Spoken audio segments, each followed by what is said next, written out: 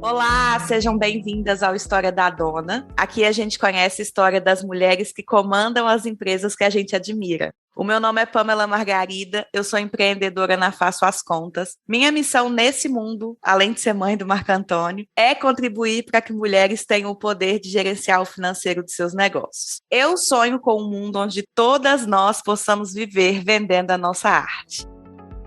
E hoje nós vamos conversar com a Renata Penido. Ela é chocolatier e caramelier, mas ainda assim se apresenta como uma sonhadora. Começou a empreender aos 11 anos, vendendo brigadeiro na escola, e de lá para cá nunca mais largou o mundo do doce. Ela ainda deu conta de cursar psicologia, e isso com certeza contribui para ela ser uma das pessoas mais conscientes que eu conheço. Seja bem-vinda, Rê! Meu Deus, vale começar chorando?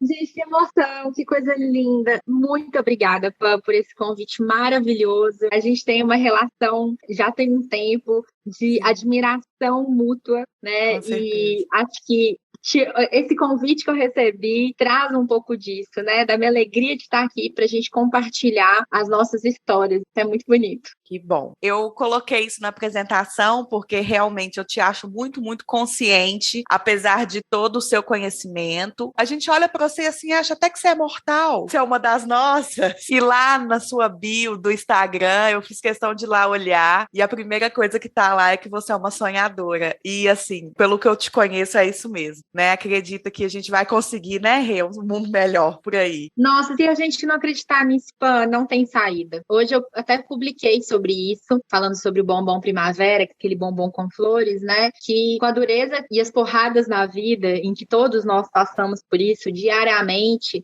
a poesia nos salva, a arte salva, né? Sim. E é esse sonho que vai muito além de ser poliana, né? Vai muito além, porque uma coisa é você ser uma sonhadora e não ter consciência de classe, não ter o mínimo de consciência social mesmo, né? Aí você, né, uma pessoa que é 100% feliz no mundo, ela não tá vendo o mundo. Então eu não tô falando de um mundo cor-de-rosa.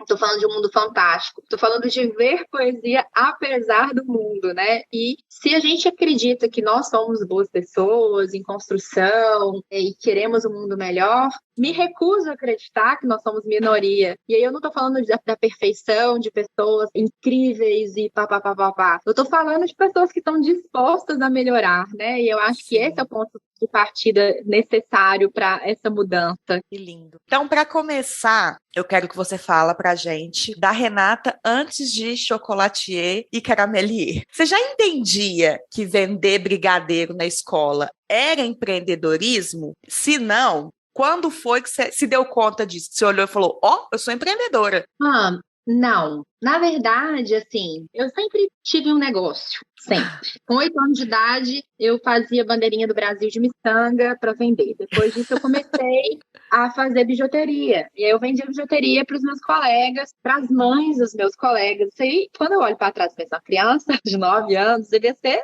inusitado, assim. Só que chegou um momento em que as coisas estavam ficando caras demais e os meus coleguinhas não conseguiam mais bancar aquele mercado das bijuterias e eu tive que parar de vender, entendeu? Mas eu sempre consegui transformar as coisas. E aí é muito interessante, mas eu nunca cheguei para vender as coisas. Eu conseguia vender essas coisas de outras maneiras. Eu nunca peguei um brigadeiro e falei, você quer um brigadeiro? Eu nunca andei na faculdade e parei de mesa em mesa. Eu sempre fui muito tímida para fazer isso. Mas eu consegui arrumar estratégias para que as pessoas chegassem até mim. E isso era um processo que desde as bijuterias já acontecia. Mas com os brigadeiros, eu não tinha essa percepção. Era uma fonte de renda para que eu pudesse, né? Nós somos 4 filhos. Eu, a mais nova, uma diferença de 5 anos para os outros, né? Pelo menos 5 anos. Então, assim, eu fui ter roupa minha, eu não sei em que idade, né? Uhum. Eu lembro muito da sensação de eu ter comprado minha primeira calça jeans apertada, porque era só calça de menina, e eu já tinha um cabelo curtinho, as pessoas ficavam, e numa época em que ninguém tinha um bom senso, né? Vamos combinar, nos 90 era uma coisa horrorosa, né? Eu brinco então, aqui em casa que os anos 90 Deus deu uma esquecida do Brasil. O que era aquilo? Não, horrível. A falta de noção corria solta. Então, assim, para eu mostrar, né, que eu era uma menina, eu tinha que pelo menos usar uma roupa mais de menina, que hoje é uma besteira, né? Graças a Deus. Sim. Mas eu lembro da alegria de eu poder comprar uma calça jeans com o meu dinheiro. Ou comprar as minhas coisas. Eu sempre brinco, mas isso é uma grande verdade. Sempre fui muito desastrada. E aí as pessoas sempre ficavam muito bravas comigo, porque às vezes me davam uma coisa e quebrava. Então eu falava, eu quero ter meu dinheiro para poder quebrar as minhas coisas. E Pra você ninguém não me ter julgava. culpa nenhuma, né, de quebrar coisas. Exatamente, acabava que eu nem quebrava muito. Eu acho que a gente teve um momento político muito forte em que o empreendedorismo ele começou a entrar em voga, mais ou menos quando eu tinha, se eu não me engano, os meus 17, 18 anos. Quando eu entrei na faculdade, com 19, isso já estava muito forte. E aí eu vi um crescimento muito grande do Sebrae, da gente falar o que é ser empreendedor.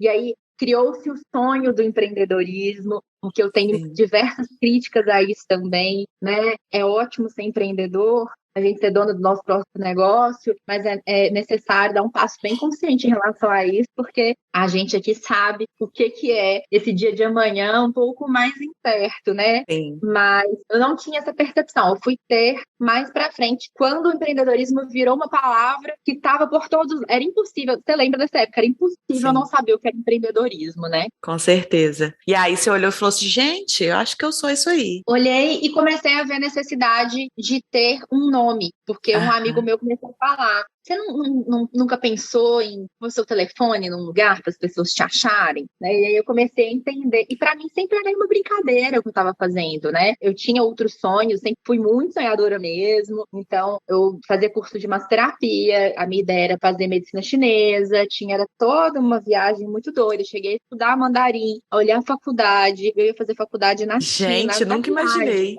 Pois é, muito doida. E como minha mãe achava isso normal. As mães.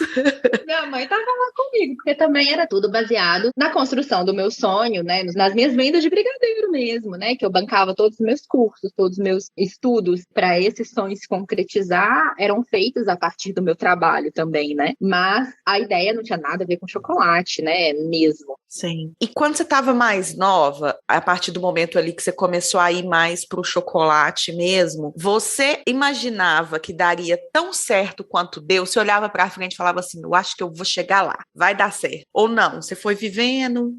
Ao contrário do que a maioria das pessoas acha, e eu falo maioria, eu falo de amigos muito próximos, que descobriram tem pouco tempo de que eu nunca parei e mirei um alvo, assim, sabe? Tipo, vou chegar ali. As coisas fluíram de uma maneira muito bonita. E eu fui aceitando as mudanças da vida, que nem sempre foram deliciosas de se viver.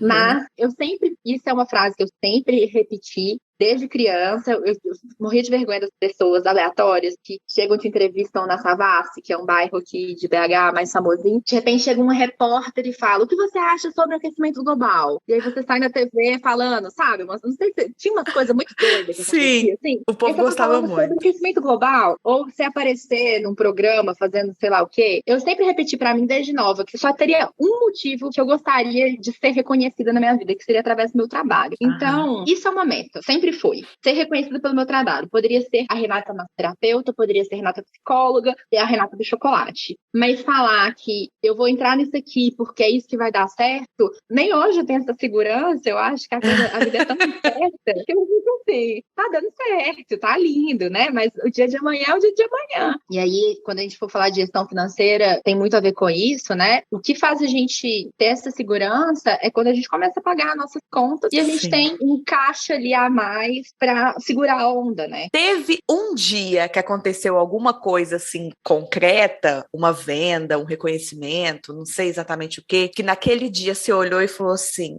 gente, tá acontecendo. Eu tô vivendo desse negócio. Deu certo isso aqui. Opa, algumas vezes. Porque assim, no fim das contas, tudo dava certo. Isso era uma coisa muito doida, sabe? Assim, chegava a Páscoa e aí, de repente, eu lembro quando eu entendi que eu queria mesmo viver de chocolate, e aí eu me inscrevi numa pós-graduação que tinha um valor que, tipo assim, era 25 vezes o máximo de dinheiro que eu já tinha visto na vida. Pra você ter uma noção. E aí, eu me Isso que ano, Rê? Isso em 2014. Assim, eu terminei a faculdade de psicologia, ávida, louca, para começar a estudar sobre chocolate. E aí tinha esse curso que eu tava namorando há um tempo, era uma grana absurda, e era essa grana, mais a passagem, mais hospedagem, num lugar caro, porque era Canela, né? Então, um lugar turístico. E assim, eu levava minhas marmitas no avião, fazia comida no hostel. O único ambiente de Canela que não tinha um aquecedor foi onde eu dormi, eu acho, porque gelado. Era gelado, mas eu fui. E aí chegou a Páscoa e eu vendi e eu consegui pagar o troço à vista, que eu fiquei tipo assim, o que que tá acontecendo? Não me mate por isso, eu podia ter dividido, eu sei. Hoje eu sei. É interessante como assim, eu não acho que eu tenha sido irresponsável, né? A quantidade de divisões que foi possível, que o troço era dividido para eu pagar por mais de um ano depois que acabasse o curso. Então eu sei que eu teria aquele valor, mas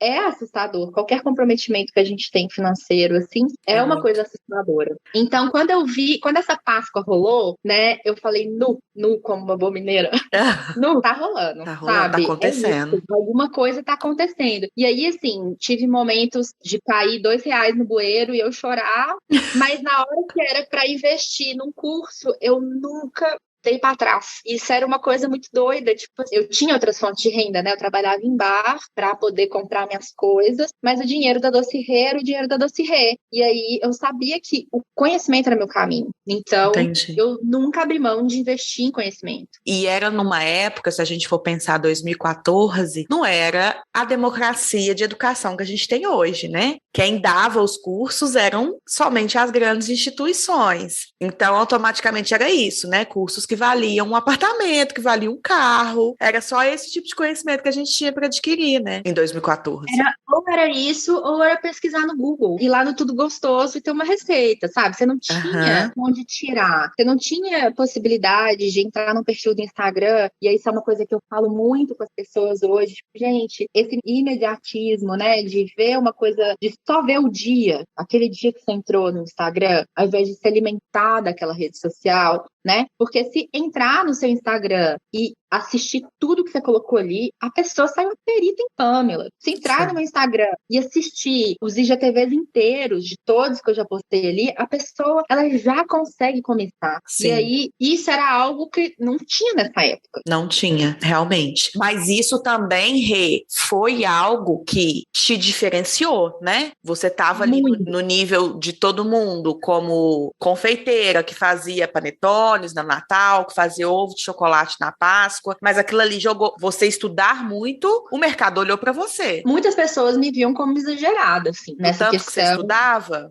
Do tanto, eu não sei dizer quanto eu investi, foi muita grana. Eu fico brincando, quando eu ponho certificados, eu mando para um grupo de amigas, que a gente brincava assim, aqui tem o HB20, aqui tem uma entrada no apartamento. Mas e eu ficava sempre pensando, gente, será que esse negócio vai voltar para mim, sabe? Será que esse dinheiro que eu investi vai voltar para mim? E eu acho que quando a gente investe em conhecimento, volta. Né? Eu acho que a gente tem que trabalhar com hoje, pensando que tem aí 1.800.000 cursos e oportunidades e tudo mais. Eu acho que a gente tem que dar um passo para trás, respirar e fazer uma escolha consciente, né? Porque não adianta também você comprar 30 cursos online e não experienciar aqueles cursos e não viver e não absorver aquilo. Mas, se você tiver a oportunidade de viver e absorver aquele curso, eu acho muito difícil. Ele foi uma escolha consciente para o seu trabalho. Acho muito difícil esse retorno não ouvir. Porque te economiza em tempo, né? E aí eu acho que o grande ponto, a grande sabedoria dos cursos, seja ele de chocolate ou seja ele de gestão, e aí é uma coisa que eu sempre brinco, né? Na Páscoa eu falei, adquira um curso meu por R$10.000. Nele você ganha instalação de ar-condicionado e uma mentoria com a Pamela. Então eu sempre brinquei sobre isso, porque às vezes eu vejo o aluno lá na frente, com 1 milhão de cursos, com produto super elaborado, mas deixou de olhar para a saúde financeira do negócio dela, e aí é insustentável. Não tem saída. E antes da gente falar de financeiro, quero te fazer uma pergunta. E aí aconteceu, no meio desse tanto de curso e tudo mais, que você transicionou de produtos para serviços, porque hoje você é muito mais professora do que uma pessoa que faz chocolate para vender. Como que foi esse processo? Você estava preparada para aquilo ali ou só foi? Como é que foi isso aí? Pam, foi muito doido, na verdade, né? Às vezes as pessoas chegam pra mim e perguntam: Rê, você acha que dar aula vale a pena? É uma pergunta muito infeliz, eu penso, porque a minha resposta é: você gosta de dar aula? Não é tipo assim, dar aula dá dinheiro? Você gosta de dar aula? Você gosta do que você faz? Você acha que você é um profissional competente para aquilo? Então, assim, eu amo dar aula. Eu só não sabia disso antes. Eu tinha pistas sobre isso porque eu aprendia dando aula. Então, época de prova, eu marcava aula particular lá em casa, aula para os meus colegas, e eu ensinava a matéria, era a maneira que eu tinha de aprender. E hoje eu percebo que a minha melhor maneira de buscar conhecimento, os cursos que eu fazia, que eram inúmeros, eles eram e depois que eu comecei a dar aula, eles viraram outro. Eu comecei, quando eu faço um curso, eu bebo aquele curso e eu psicografo aquele curso inteiro para absorver o máximo. Eu tenho uma grande dificuldade de atenção, de memorização, por exemplo. Eu consigo memorizar várias coisas agora, mas daqui a 2 segundos aquilo ali não existe mais dentro de mim. Não cola. Não fica, né? Estou num processo de busca até de entender melhor sobre déficit de atenção e esses processos. Então, assim, eu tenho uma grande dificuldade de absorver o conhecimento. Até ele virar e ficar estável, dar uma enraizada, eu preciso de passar por ele inúmeras vezes. Então, dar aula trouxe isso para mim. Mas foi a partir de um projeto social na APAE, surgiu a oportunidade de desenvolver um projeto de ensinar mulheres a ter uma independência financeira. Eu formei em psicologia social, voltada para gênero, né? Trabalhei muito com violência de gênero, sei como é uma grande violência muitas vezes também o espaço, né, de trabalho. Você ter um filho com algum tipo de deficiência que te impeça de ir para o mercado é muito complexo, porque às vezes aquela mulher, ela foi abandonada, né? Sim. Na grande maioria das vezes é uma mãe que não tem um companheiro para ajudar, ela tem um background da família ali, muitas vezes, da mãe dela, né? Muitas vezes. Então, eu vi como os doces poderiam ser uma oportunidade de renda. E aí eu comecei a ensinar. E foi a sua primeira experiência como professora?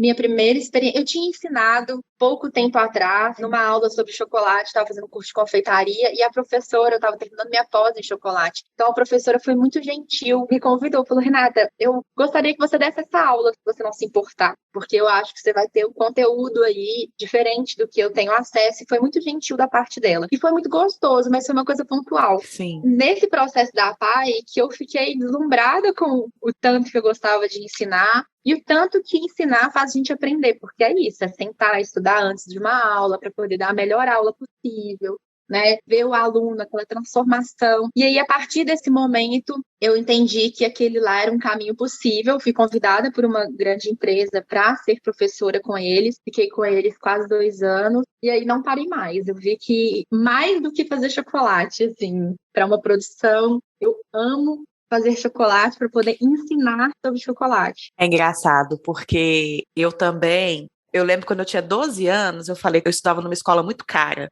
lá em Uberaba. E minha família pobre, né? Minha mãe fazendo das tripas coração para pagar a escola. Eu era realmente assim, talvez a mais pobre da escola, né? Mas estava lá, enfim, minha mãe lutando muito, vendendo salgado, que minha mãe era salgadeira, e conseguindo pagar aquela escola ali para mim, né? Dando o melhor que ela podia para mim. E eu virei para ela e falei assim: mãe, acho que eu quero ser professora. Ela falou: que isso, minha filha? Você é tão inteligente, você tem que ser advogada, você tem que ganhar muito dinheiro, porque, né? Quem ganha dinheiro é advogado, engenheiro e médico, né? Beleza. E eu passou muito tempo e eu acho que realmente ela me convenceu que eu não deveria ser professora naquele momento. Mas eu dei aula para os meus colegas, porque eu sempre tive facilidade de aprender do jeito que a escola ensina, né? Porque tem isso, porque a escola só tem um jeito de ensinar e eu, por acaso, aprendo desse jeito. Diferente de 90% dos alunos, né? Que ficam ali. Sendo assim, como eu absorvi o método da escola, eu passava esse método para os meus colegas. Sempre dei aula para os meus colegas de sala. E aí cresci, fiz administração, formei, tive menino, comecei a trabalhar. E quando eu comecei a dar aula de gestão financeira, meu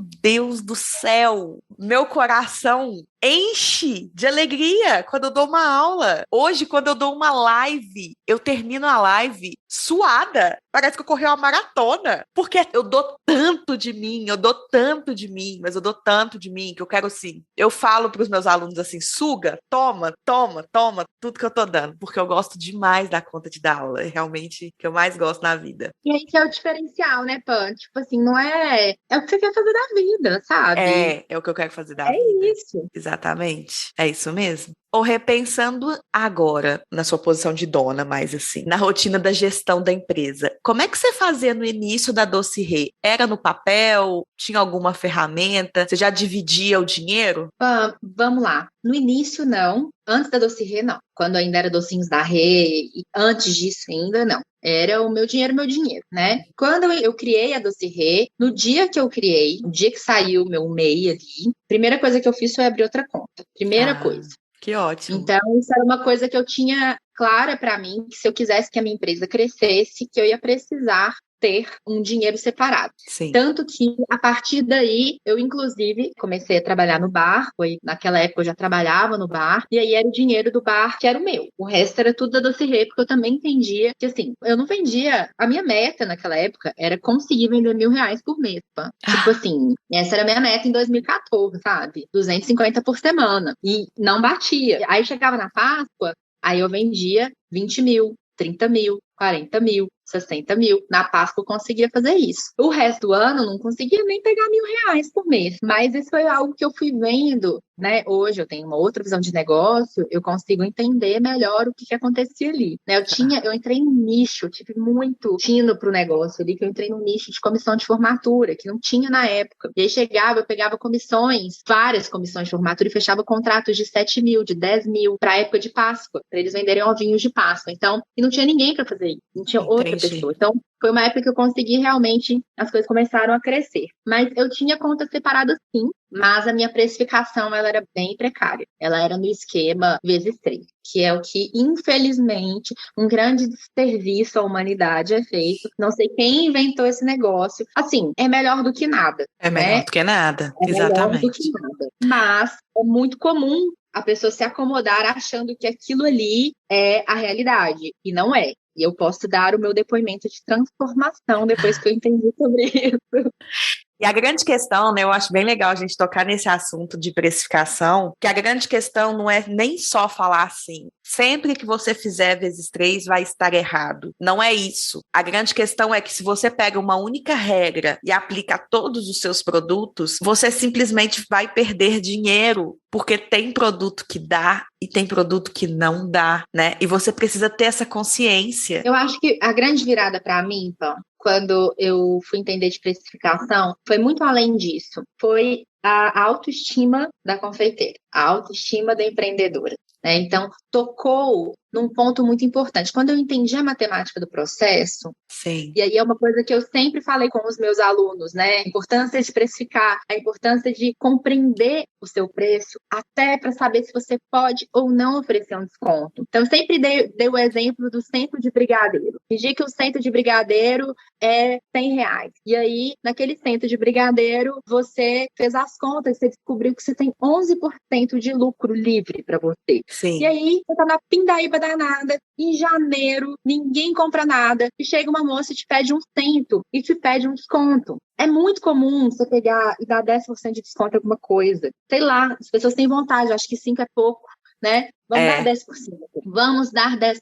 Você vai dar 10% de desconto no seu centro de brigadeiro porque você não sabe quanto custa as coisas no seu centro. Você deu R$10 de desconto, sendo que o seu lucro naquele centro era R$11. Você ficou com R$1 de lucro. Você ficou com R$1. Então, assim, você entender esse processo faz com que você chegue para essa cliente e fale, não posso dar esse desconto. Ou, posso te dar um agradinho? Adoro o agradinho, a agradinho é ótimo. A agradinho é a raspa, é a quina do brownie que você reinventou e fez uma trufa com ele, né? E boleou com uma ganache também que sobrou. Você dá um agradinho para aquela pessoa. O que aquela pessoa vai fazer com R$10? Nada, absolutamente nada. Nada. Isso que eu sempre penso também. Para o cliente, R$2, R$3, R$10 não faz diferença. Para você faz. Não faz. É só por esporte. ela sai muito mais feliz com uma dupla lá de trufinhas, uns bombonzinhos ou umas lascas de alguma coisa. Ela sai, acabei de fazer esse teste, eu te dou um teste pra você experimentar, você me dá a sua opinião, já que você é meu cliente e tudo mais. Traz o seu cliente pra perto. Mas assim, quando eu entendi de precificação, eu fiquei em choque, Pan. Foi tipo assim, abriu um negócio na minha frente, que eu fiquei olhando e pensando, meu Deus, o que eu estou fazendo com o meu negócio? Porque eu estava insegura, a pessoa me pedia desconto, eu ia lá, dava o desconto, e hoje eu vejo que aquele desconto é tudo que eu tenho. Sim. E esse sentimento que você falou, né, de insegurança, eu acho que ele casa com o que você tinha falado antes de autoestima. Eu acho que são palavras que não são antônimas.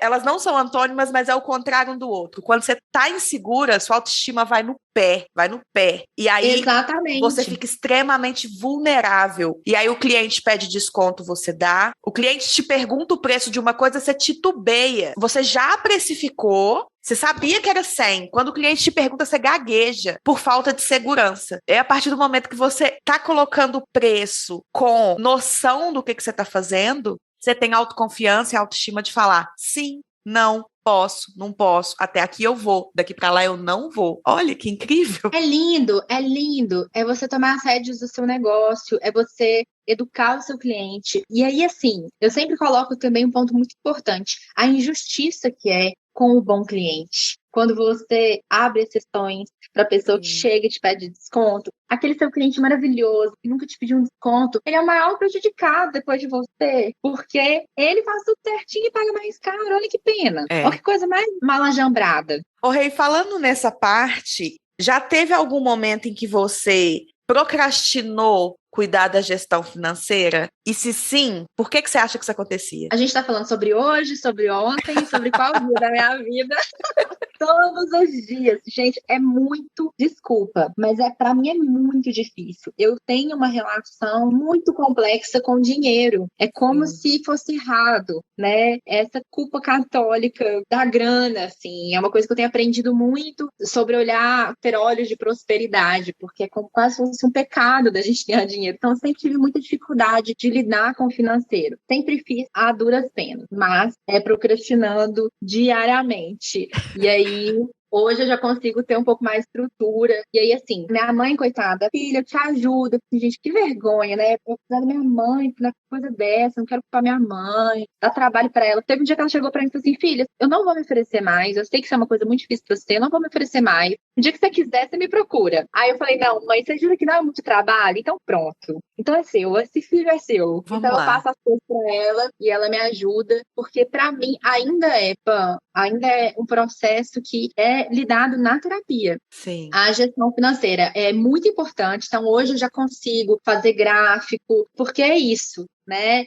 Entender quanto que eu ganhei, quanto que eu gastei, o que foi na Páscoa anterior, o que foi nessa Páscoa. Isso eu sempre tive. Os controles de Páscoa e Natal eu sempre tive desde o início da Docirê, para ter uma noção do quanto que eu vendi num ano, quanto que eu vendi no outro, quanto que eu gastei num, quanto que eu gastei no outro. Mas esse cuidado da saúde financeira, ele ainda é um ponto que aperta para mim por essa dificuldade que eu tenho de lidar com o dinheiro. Que é uma coisa muito mais de personalidade, de criação, de sociedade, do que se for olhar de matemática ou de... Não tem nada a ver não tem nada com a a ver. matemática. Não tem nada a ver, né? Você tem lá, tem várias planilhas, tem os processos. E aí é isso. Se é deixado de lado, o negócio vira um monstro. Vira um monstro. Um monstro. Então, assim, apesar de eu ter essa dificuldade, todo mês eu envio para minha contabilidade todo o meu negócio bonitinho. Eu tenho cuidado de, acabei de comprar uma coisa, eu tenho um grupo com a minha mãe lá, eu já mando para ela. Ela Grupo no confere WhatsApp. no WhatsApp, só das duas. Então, apesar disso, eu faço controle, porque eu entendi o tanto que é importante esse processo para poder, no fim do mês, como uma empresa, né? Porque a gente é meio eu presa mesmo, mas eu preciso saber qual foi o meu crescimento de 2020 e qual foi o meu crescimento de 2021. Esses dados, acho que se a gente entendesse a importância que esses dados têm para o crescimento da nossa empresa, porque existem padrões. Se a gente teve um movimento em setembro de 2020, a gente consegue rastrear isso para ter este movimento em setembro. Se teve uma baixa em julho de 2020, eu consigo pensar, olha, tá vindo uma baixa ali, o que eu faço para subir porque eu já sei que o meu público responde assim essa época do ano. Então, assim, é muito importante. Então, a duras penas, eu faço essa gestão com a ajuda da minha mãe, graças a Deus. Mas se não tivesse ela, eu teria que fazer do mesmo jeito, porque que era como eu fazia, porque senão a gente não consegue acompanhar esse crescimento. E se você fosse olhar para trás, assim, tem alguma coisa que você faria diferente do início da empresa ou de ontem? Opa, não, porque assim, eu tenho muita consciência de que eu sou o que eu sou hoje por tudo que eu fiz. Então, eu tenho muito respeito pelos erros que eu cometi também. Foram né? eles que te trouxeram aqui, né? Exatamente. E graças a Deus foram erros pequenos. Então, assim, a primeira venda sem contrato que eu fiz de Páscoa, na hora que eu estava fazendo, eu pensei, meu Deus, tinha que ter assinado esse contrato. Aí fui e não assinei o contrato. Aí a pessoa não veio buscar. Aí a primeira venda que eu fiz, maior, sem pegar 50%, mesma coisa, eu pensei, tinha que ter pego 50% antes, a pessoa não veio. Mas assim, foram prejuízos que doeram na hora, mas que na mesma hora eu já pensei, podia ter sido muito pior. Podia ter sido aquela venda de 15 mil, sei lá, entendeu? Mentira, não tinha venda de 15 mil, mas devia ter de 5. Eu lembro exatamente disso. Foi uma venda de R$ 1.000 e eu lembro de ter pensado, podia ter sido a venda de 5. E aí, pelo menos é a de 1.000. E aí eu consegui, como era Páscoa, eu consegui vender tudo aquilo e recuperar aquele valor. Mas são erros que eu cometia e que eu continuo cometendo vários, né, diariamente, mas são erros que eu consigo anotar e melhorar com eles. Então, é uma coisa que eu até falo muito sobre isso nas épocas, né, de Páscoa e Natal, que são épocas muito movimentadas para o nosso público, que acabou, ou enquanto o carro está andando, tem o caderninho do erro. Porque vários momentos você vai escrever, tipo assim, por que, Senhor? Por quê? Por que eu inventei essa moda? Por que eu abri essa exceção? Então vão aparecer vários momentos que você vai falar, isso não devo fazer isso novamente. Só que a gente esquece muito rápido. Então, se você deixar passar um mês, você já não lembra mais do que aconteceu. Então, eu acho que esses processos, eles foram muito importantes para a minha consciência hoje de negócio. Na minha empresa, eu cometi muitos erros por não falar não. É o maior erro que eu já cometi nos 6 anos da minha empresa. E foram muitos. E eu cometo até hoje. Diminuiu muito, porque, né, a sociedade terapeutizada é uma sociedade melhor, né? Então, hoje, os nãos que eu não falo, né, que me prejudicam, são em um volume muito menor. Porque eu tô para falar assim, eu falo, opa, você já caiu nessa aí, você lembra? Eu falo, não vou poder, né? Porque isso aí não dá para mim, tal, não sei o quê. Mas, ainda assim, todos os nãos que eu não falei me proporcionaram uma experiência que eu olho e falo, tá tudo bem. Tivemos uma experiência aqui, vamos tirar alguma coisa disso aqui. A gente sobrevive, né, Pan? Eu acho também que, assim, é muito difícil falar não. Normalmente, eu sempre falo isso, que as exceções que a gente abre, elas são um buraco que a gente cava, né? É uma coisa muito doida. Você abriu a exceção, tira e queda. Aquele cliente que pediu para você sair todo do seu escopo, que vai arregaçar seu lucro, porque você já saiu do seu escopo, você já não tem mais linearidade na sua produção, e ele ainda vai reclamar no final, ou vai dar uma zebrinha ali. Mas é muito difícil. Eu entendo que quando a gente está num processo, e eu já estive neste lugar muitas vezes, né? De às vezes, assim, poxa, não tá entrando nada, sabe? Aquilo ali é uma oportunidade. E como falar não para aquilo? Então, quantos nãos eu falei para quem me pedia cupcake porque eu não fazia? Chegou um momento que eu falei, eu vou ter que aprender a fazer cupcake, porque é o que tá bombando. Na minha época era o que bombava. 2014, Nossa Senhora. Nossa, então assim, bancar ou não é muito difícil, mas normalmente a gente vai se arrepender muito de ter falado aquele sim. Mas eu continuo falando sim para muita coisa também e aprendendo com isso, porque uma coisa vantajosa dessa eu presa que somos, os riscos, eles não são tão grandes. Não são, os nossos prejuízos são menores, porque a gente mesma é que segura, né? O prejuízo maior é no estômago. A gente não chega e contrata 3 funcionários e papapá, e tem um ticket, né, um custo fixo de 25 mil todo mês. Não, a gente precisa daquela grana ali para pagar nossas contas, e esse é o nosso risco. E aí, se precisar, vai rolar uns bicos em outras coisas para a gente conseguir para poder tampar esse buraco. Eu estava lendo um livro, teve uma questão muito interessante falando sobre isso, sobre a gente parar de ter esse preconceito de, às vezes, ter uma renda extra, né, em outro âmbito, que não é o nosso negócio, porque isso faz com que a gente tenha um respiro para trabalhar. O tempo que eu trabalhava no bar me fazia poder trabalhar com calma, com um pouco mais de calma na Docirê, porque a minha vida não dependia 100% da Docirê. Você teve paciência com ela, né? Exatamente. Hoje depende totalmente de mim. Mas eu já consegui ter um pouco mais segurança financeira para dar espaço, né? Então, são erros que a gente comete que eu não acho que são super prejudiciais, como porque não envolvem tanto dinheiro assim, porque a gente também não está recebendo tanto. Tanto. Ô, Rei, É você falou aí agora de custo fixo, né? E falando nisso, você tem um ateliê muito bonito, muito montado, muito equipado aí, que eu acredito que tenha sido um sonho. Como é que foi para você fazer esse ateliê? Como é que foi esse salto? Você teve medo? Como é que foi esse processo? O ateliê de hoje, nem tanto, mas o primeiro eu tive muito medo, mas era insustentável eu continuar na minha casa. Então, eu Sim. fiz um puxadinho, continuei na minha casa, mas eu fiz um puxadinho e também eu não tinha noção do que uma obra custava. Né, assim, é muita grana. É muita grana que você não consegue parcelar muita coisa. Então, para aquilo acontecer, me deu muito medo. Na hora que eu fui montar o ateliê, me deu muito medo. Mesma coisa, montei com o dinheiro da Páscoa. Eu sempre dei passos muito conscientes, Pam, muito. Assim, eu escolhia um equipamento por ano para comprar. Isso é né, ótimo. com o dinheiro da Páscoa, eu já tinha lá a meta, né? E eu vejo muito isso, eu fico invocada com meus alunos que terminam uma Páscoa e não compram ar-condicionado, pelo amor de Deus. Se eles soubessem quanto que isso vai mudar a vida deles em produtividade, né? Mas assim que eu entendi a importância daquele equipamento, ele seria a próxima aquisição, ia demorar um ano para ele ser adquirido, mas eu adquiria, e aí eu adquiria da maneira que não é a mais interessante, que é o avista, O à vista, que é a Hoje, maneira que você tinha segurança de fazer. eu tinha segurança, não tinha nenhum cartão de crédito, né? Quem quer me dar crédito, né? A pessoa que acabou de terminar a faculdade, nem existe. Hoje acho que até você consegue alguma coisinha, né? Não para equipamentos de cozinha, que são muito caros e tudo mais. Então, assim, cada vez que eu me comprometia de comprar um equipamento, também era um grande medo, porque era o que eu tinha em caixa que ia todo embora, né? Então, hoje eu tenho uma outra visão de que para uma empresa funcionar, eu tenho que ter um fluxo de caixa, eu não posso pegar tudo que eu tenho e enfiar no equipamento, né? Mas na época eu não tinha essa visão. Então, tive muito medo. Quando eu mudei para esse ateliê de agora, eu já estava um pouco mais tranquila nesse processo, né? E eu sempre, foi uma coisa que eu fiz que me deu um pouco mais de tranquilidade, eu sempre coloquei no custo dos meus produtos o aluguel, mesmo quando eu não precisava de pagar um aluguel.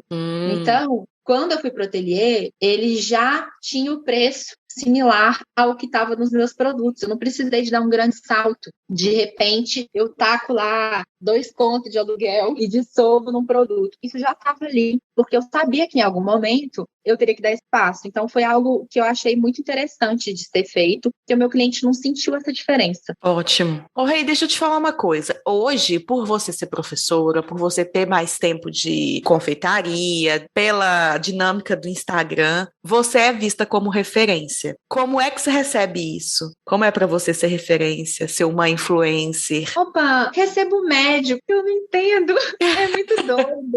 É muito doido. Porque, assim, não é uma constante na minha vida. Ela é constante no aspecto da responsabilidade. Eu tenho consciência de que o que eu falo no meu Instagram precisa de ser monitorado de maneira responsável sempre. Então, não é o espaço em que eu não vou pensar antes o que eu vou falar, sabe? Porque aquilo pode ser um gatilho para alguém, porque tudo que eu falo pode interferir na vida de outras pessoas. Então, eu entendo aquele espaço como um lazer para as pessoas que estão ali também, né? Um espaço para crescimento, para que a gente possa crescer em conjunto. Nesse ponto, aí eu acredito nesse aspecto de referência diariamente, porque é um cuidado que eu tenho diário, do que eu vou colocar ali, do que eu vou expor, né? Inclusive sobre a minha vida pessoal, que é muito pouco exposta. Não é um espaço em que as pessoas sabem, elas sabem muito do meu jeito de ter, que eu acho que isso é muito transparente. Porque você é muito transparente. Exatamente, mas elas não sabem muito da minha vida pessoal, porque é algo que eu gosto de preservar. Mas, ao mesmo tempo, eu não consigo me ver como essa grande referência muitas vezes, sabe? É uma troca que a gente tem muito, né, Pan? Assim, quando a gente conversa. Porque é isso, assim, eu tô ali, é isso aí.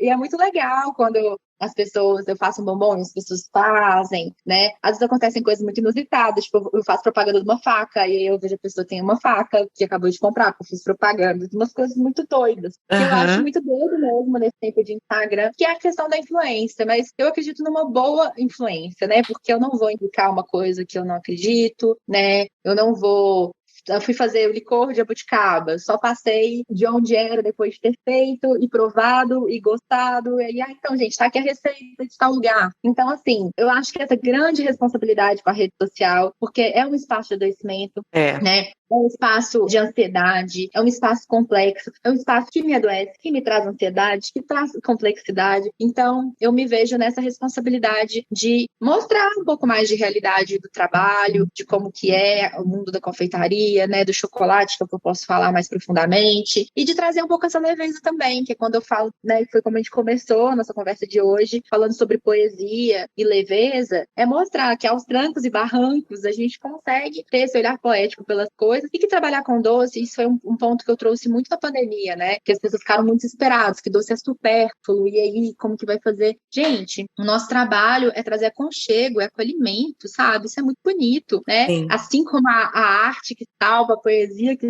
salva, né? Sem isso, o mundo é cinza, é muito estranho, né? Realmente. Não dá. Hoje no Instagram também eu ainda estou acostumando com essa questão da influência, né? Mas eu acho muito engraçado, porque eu tô no Instagram o tempo todo falando de gestão financeira e de gerenciamento e de planilhas, de fluxo de caixa, de precificação. E aí eu vou lá e posto que eu voltei a andar de patins depois de 20 anos e várias mulheres compraram patins por minha causa. E eu acho o máximo, assim, porque eu acho que é uma influência boa, né? Porque mulher, em geral, eu tenho 35 anos e as mulheres de 35 anos, em geral, elas não estão se divertindo, elas não estão olhando para elas mesmas. E aí eu fui lá e fiz um monte de mulher se divertir, então fiquei feliz com essa influência aí, que continue desse isso, jeito. né, Fã? É a gente entender que a gente pode influenciar pessoas de uma boa maneira, né? Assim, eu acho uma grande responsabilidade. Eu acho que a gente tem sempre que ter muito pé no chão em relação a isso também, né? Mas se alguém viu algo que a gente fez e achou legal e aquilo pode aplicar na vida dela,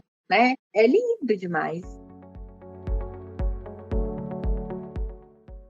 Aqui no nosso podcast a gente tem um quadro fixo, eu acho chique demais isso. E esse quadro se chama Antes e Depois da Gestão Financeira. Conta pra gente, o que você vê assim da sua empresa antes de ter gestão financeira bem feita e depois? O que mudou? Olha, tudo. E aí, a palavrinha que eu trago, eu já mencionei hoje, que é autoestima. É bancar o meu preço. Então, eu podia bater no peito e falar, aquele é o preço do meu produto. E aí, assim, vou fazer um merchan aqui, porque eu tenho antes da gestão e depois da gestão, mas eu tenho um antes Pamela e depois Pamela. Ai, meu Também. Deus.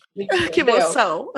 Porque quando eu tive a oportunidade de estudar com você, né, e entender os conceitos de valor e preço, por exemplo, e toda essa construção que o que o meu produto tem, qual que é o valor agregado dele, qual que é a transformação que eu ofereço, o que eu agrego para os meus alunos, né, ou quando eu estou falando da Ambaro, o que eu agrego em um produto. Isso é uma grande questão de autoestima. E quando a gente aplica, a coisa funciona, né? Porque a gente está alinhado com isso. Então, um preço bem calculado, uma gestão bem feita, a gente conseguir entender de onde a gente veio, para onde a gente está indo, é um grande norte. Quanto mais eu tenho escrito sobre a minha empresa, mais eu sei sobre a minha empresa e maior capacidade ela tem de crescer. Então, entender isso é uma grande beleza mesmo e faz a gente diminuir a procrastinação da gestão, porque, de fato, é a saída para a empresa crescer. Eu não consigo ver outra, né? Eu consigo ver empresas prosperando inicialmente, tem uma gestão, mas para se manter na prosperidade é muito importante você ter um histórico. Isso que eu acho muito legal você ter falado, porque a empresa pode submergir no mercado, né? Destacar no mercado sem nunca ter feito nenhuma gestão? Pode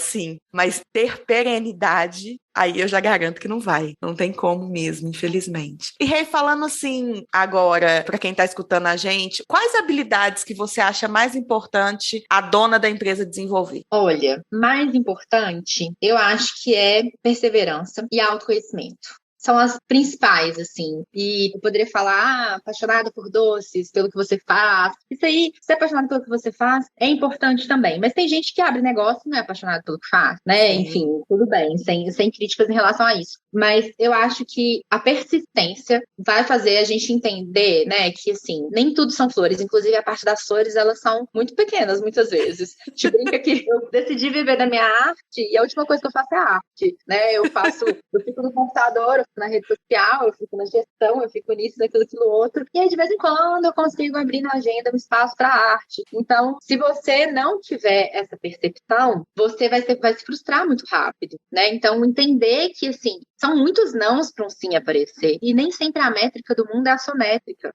Eu vivo isso demais, né? Na própria rede social, eu não acho que as métricas do meu Instagram são incríveis. Não acho mesmo. E aí, isso muitas vezes me faz pensar, putz, estou fazendo certo isso? Mas na hora que eu tenho um produto, na hora que eu vou conversar sobre os meus cursos, eu consigo atingir as minhas metas. Então, entender que essas métricas que a gente está usando hoje de sucesso, elas não são as métricas oficiais do sucesso. A métrica oficial é você bater a sua meta, né? Sim. Então, essa persistência, ela vai ser muito importante, mas para você persistir, você precisa ter autoconhecimento. E aí, autoconhecimento e outra palavrinha que eu uso muito, que é autorresponsabilidade. Então, entender que o mundo não está aí para acolher a sua empresa. Infelizmente, por mais revolucionário, incrível que seja o produto, se você não contar para o mundo que ele é revolucionário, que ele é incrível, se você não explicar para o mundo que ele é revolucionário e incrível, ninguém tem obrigação de saber. Então, se você não for persistente, tiver autorresponsabilidade, né, pela sua empresa e tiver um autoconhecimento, entender onde está a sua empresa, para onde ela está caminhando, quais são as características daquela sua empresa. E nesse caso, eu falo de você, porque quando a gente fala do meu empresa, a gente está falando da gente mesmo, se você recebe uma crítica, para onde você vai? Você rebate? Se você sabe que você rebate, então espera aí um dia para responder aquela pessoa, porque senão não vai dar certo, né? A pessoa às vezes está falando do seu produto, ela não está falando de você, tá tudo bem. Então, são coisas que eu vou aprendendo a lidar também, porque a Renata Penido do Chocolatier é uma empresa, mas ela é feita por mim. Então, é muito difícil, se você não tiver autoconhecimento, é muito difícil a coisa seguir, porque a gente fica tão na simbiose com a nossa empresa que acaba que tudo nos afeta de uma maneira muito pesada. E aí, para que a empresa cresça, é importante dar espacinho para trás,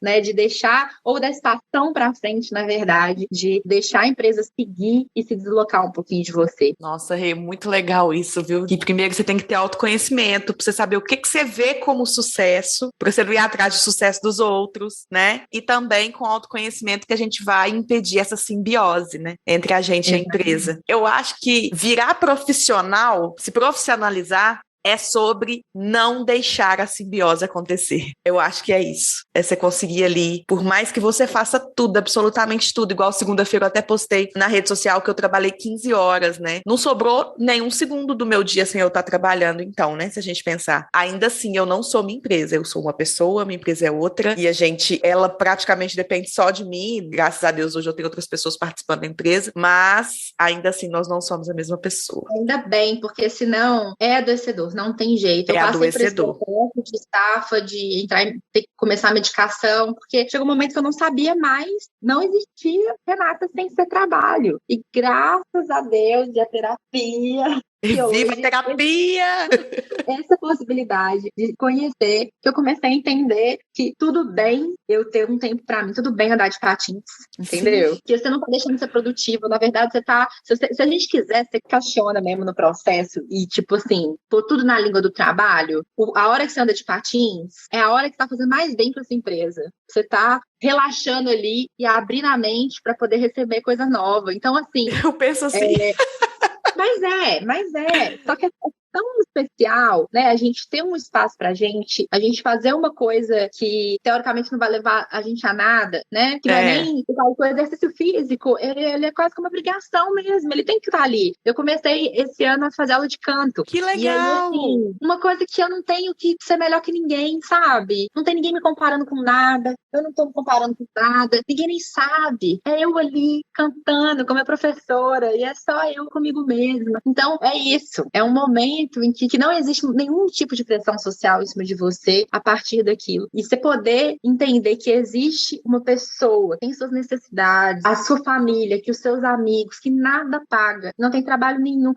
Trabalha enquanto eles dormem e você vai ter um piripaque Não faça isso, durma. Não façam isso, exatamente. Durma enquanto eles dormem, é isso. Isso. Se puder dormir um pouquinho mais do que eles dormiram, você é um vencedor nessa vida.